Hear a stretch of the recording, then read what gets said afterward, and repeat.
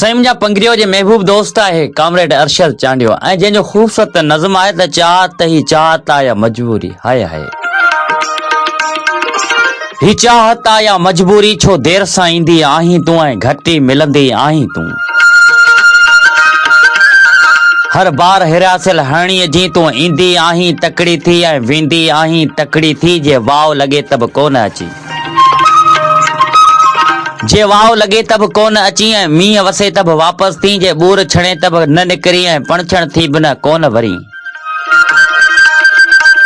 ऐं एॾे वक़्तु पुॼाणा बि तूं ईअं भाकर भरजी थी ॼण पाण दरिया जा कप हुजूं ही कहिड़ी आख़िर आधूरी ही चाहत आ या मजबूरी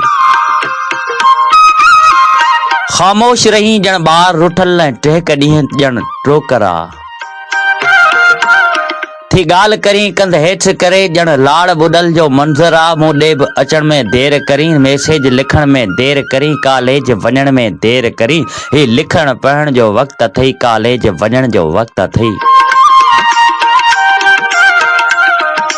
ही लिखण पढ़ण जो वक़्तु अथई कॉलेज वञण जो वक़्तु अथई सरतन सां हलण जो वक़्तु अथई ऐं टहिक ॾियण जो वक़्तु अथई छो एॾो थी ख़ामोश रही या तोखे आहे मगरूरी ही चाहत आ या मजबूरी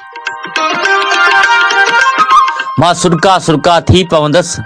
ऐं तूं न अची त मरी पवंदसि तोखे माण्हू कातिल चवंदा पिया तोखे ताननि सां मारींदा पिया ऐं तोखां मुंहिंजो पुछंदा पिया हिन शहर जा जेके माण्हू अथई से माण्हू आहिनि वात पटिया बसि ॻाल्हि खणी का हथु चढ़े सा वाव जिया पिया उॾारींदा